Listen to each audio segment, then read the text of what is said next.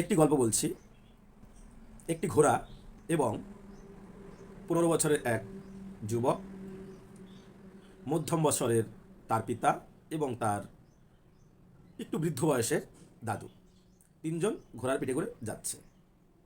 তো কিছুক্ষণ যাওয়ার পর একদল লোক সেটা দেখতে পারলো এবং বলতে লাগলো, লোক তিনটি কি নিষ্ঠুর, একটি ঘোড়ার উপরে চেপে তিনজন লোক যাচ্ছে।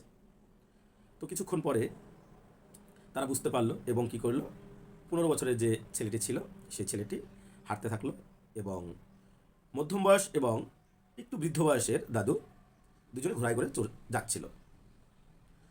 তো কিছুক্ষণ পরে আরেক দল লোক বলল, লোকগুলো কি নিষ্ঠুর, নিজের ছেলেকে হাঁটিয়ে নিয়ে যাচ্ছে এবং বাপ বেটায় উপরে যাচ্ছে, অর্থাৎ দাদু আর পিতা ঘোড়ায় চেপে যাচ্ছে। তো তখন ভাবলো কি, যে মধ্যম বয়সের ছেলেটি ছিল বা লোকটি ছিল, সেই লোকটি ঘোড়ার থেকে নামলো এবং তাকে বাচ্চাটিকে উপরে উঠিয়ে দিল।